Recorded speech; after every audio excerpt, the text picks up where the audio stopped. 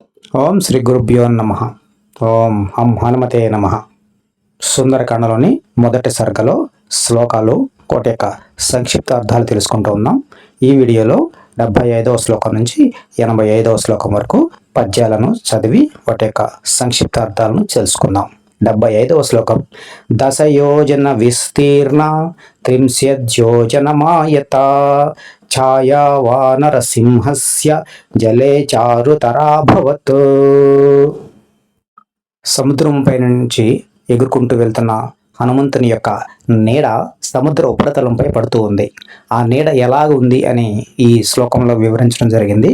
హనుమంతుని యొక్క నీడ 10 ఆమడల వెడల్పు 30 ఆమడల పొడవు కలిగిన నీటిపై ఉండి అత్యంత సుందరంగా ప్రకాశిస్తూ ఉంది అని వాల్మీకి గారు చెప్తూ ఉన్నారు. తర్వాతి శ్లోకం. శ్వేతాభ్రగణరాజీవ వాయుపుత్రానుగామిని తస్య సా శుశుభే ఛాయ వితత లవణాంబసి. సముద్రంలో అత్యధిక దూరం వ్యాపించి ఉన్నటువంటి హనుమంతుని యొక్క నీడ అతనిని వెంబడిస్తూ వెళ్ళిపోతూ ఉంది. అది ఎలా ఉందయ్యా అంటే తెల్లని మేఘముల యొక్క దట్టమైన పంక్తి వలె ప్రకాశిస్తూ ఉంది. అంటే కట్టుకుని 10-15 మేఘములు ఒక్కసారిగా ప్రయాణిస్తూ ఉంటే ఎట్లా ఉందో హనుమంతుని యొక్క నీడ సముద్ర ఉపరితలంపై అలా కనిపిస్తూ ఉంది. ఇక తర్వాతి శ్లోకము. సుశుభేస మహాతేజ మహాకాయో మహాకపిః వాయు మార్గే నిరాలంబే పక్షవానివ పర్వతః. పెద్దదైన శరీరం కలిగిన వాడు, అత్యంత తేజస్సు కలిగిన మారుతాత్మజుడు, ఏ విధమైన ఆధారము లేకుండా ఆకాశంలో ఎగురుతూ ఉంటే, అంటే శూన్యంలో ఎగురుతూ ఉన్నాడు. ఆకాశంలో పైన కానీ నీటిపై కానీ ఏ విధమైన ఆధారము లేదు. ఆ గాలిలో ఎగురుతూ ఉంటే ఎలా ఉన్నాడయ్యా అంటే రెక్కలతో కలిగినటువంటి పర్వతము వలె ప్రకాశిస్తూ ఉన్నాడు. తర్వాతి శ్లోకం. ఏనాసౌ యాతి బలవాన్ వేగేన కపికుంజరః తేన మార్గేణ సహసా ద్రోణీకృత ఇవార్ణవః. అత్యంత బలవంతుడైన హనుమంతుడు వేగంగా వాయుమార్గంలో సముద్ర ఉపరితలంపై ప్రయాణం చేస్తూ ఉంటే ఈయన వెళ్ళేటటువంటి దారి మొత్తము కూడా దోణి వలె మధ్యలో భాగము పల్లంగాను అటు ఇటు ఎత్తుగాను ఉండి పెద్దగా లోతైన త్రవ్వించిన కాలువ వరే ఈయన వెళ్ళేటటువంటి మార్గము కనిపిస్తూ ఉంది అని వాల్మీకి గారు చెప్తూ ఉన్నారు. తర్వాత శ్లోకము. అపాతే పక్షి సంఘానాం పక్షిరాజ ఇవ వ్రజన్ హనుమాన్ మేఘజాలాని ప్రకర్షన్ మారుతో యథా. ఆకాశంలో ప్రయాణించేటటువంటి హనుమంతుడు ఎలా ఉన్నాడు అంటే మేఘాల మధ్యలో నుంచి దూసుకుని పోతూ ఉన్నాడు.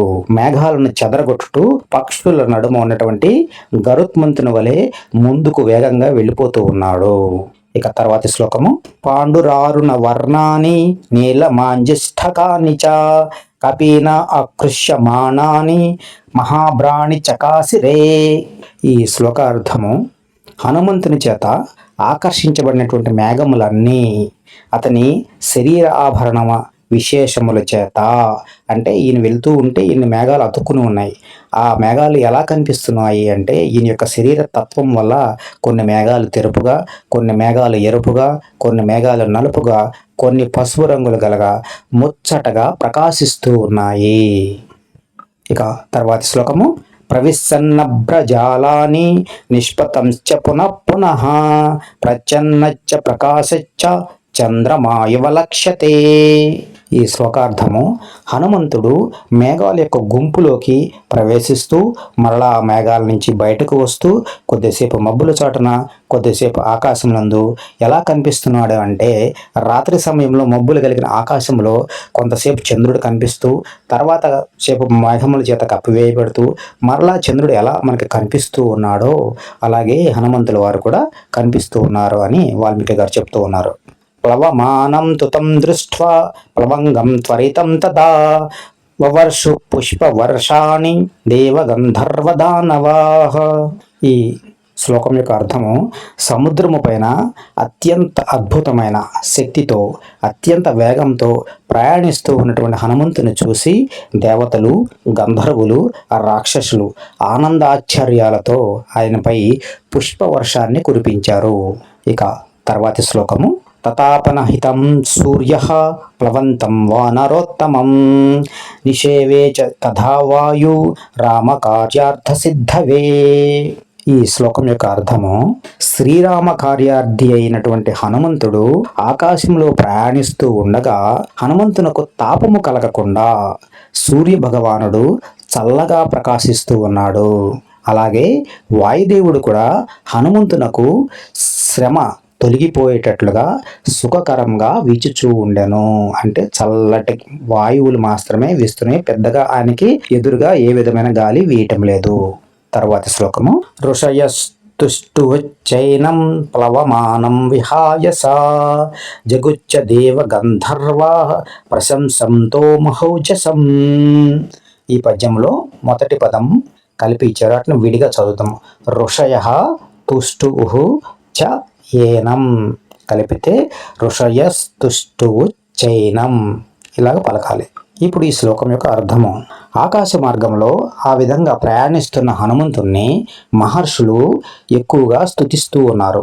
అలాగే అత్యంత ప్రతాప సంపన్నుడైనటువంటి హనుమంతుని దేవతలు గంధర్వులు గొప్పగా పొగుడుతూ ఉన్నారు. ఆయన యొక్క కీర్తిని గానం చేస్తూ ఉన్నారు, అంటే పాటల రూపంలో పాడుతూ ఉన్నారు. ఈ వీడియోలో చివరిది మరియు 85వ శ్లోకం, నాగాచ తుష్టుర్యక్ష రక్షాంసి విబుధా ఖగా ప్రేక్షే సర్వే కపివరం సాహస విగత క్రమం. ఈ శ్లోకంలో కొంచెం కష్టమైన పదాలని కలిపి ఇచ్చారు, అది ఏంటో చూద్దాం. నాగాచ నాగః చ తుష్టుర్యక్ష రక్షాంసి. దీన్ని ఎలా చదవాలంటే తుష్టుః యక్ష రక్షాంసి విబుధా ఖగా. ఇప్పుడు దీని యొక్క అర్థం చూద్దాం. సముద్ర ఉపరితలంపై ఆకాశంలో ప్రయాణిస్తూ ఉన్నటువంటి, ఏమాత్రం శ్రమ లేకుండా ప్రయాణం చేస్తున్నటువంటి హనుమంతుని చూసి అక్కడ ఉన్నటువంటి నాగులు, యక్షులు, రాక్షసులు, దేవతలు మొదలైన వారందరూ కూడా ఆనందంతో ఆ మహానుభావుని ప్రశంసిస్తూ ఉన్నారు. ఇది ఈరోజు 11 శ్లోకములు, వాటి యొక్క సంక్షిప్త అర్థాలు. ఇప్పుడు ఈ శ్లోకాలను పారాయణం చేసుకుందాం. 75వ శ్లోకం నుంచి మొదలుపెట్టి ఒక్కొక్క శ్లోకంగా నెమ్మదిగా చదువుకుంటూ వెళ్దాం. దశయోజన విస్తీర్ణ త్రింశద్యోజనమాయత ఛాయా వానర సింహస్య జలే చారుతరాభవత్ శ్వేతాభ్రఘన రాజీవ వాయుపుత్రానుగామిని తస్య సా సుశుభే ఛాయా వితతా లవణాంభసి సుశుభే స మహాతేజ మహాకాయో మహాకపిః వాయుమార్గే నిరాలంబే పక్షవానివ పర్వతః ఏనాసౌ యాతి బలవాన్ వేగేన కపికుంజరః తేన మార్గేణ సహసా ద్రోణీకృత ఇవార్ణవః ఆపాతే పక్షిసంఘానాం పక్షిరాజ ఇవ వ్రజన్ హనుమాన్ మేఘజాలాని ప్రకర్షన్ మారుతో యథా పాండురారుణ వర్ణాని నీలమాంజిష్ఠకాని చ కపీనా అకృష్యమాణాని మహాబ్రాణి చకాసిరే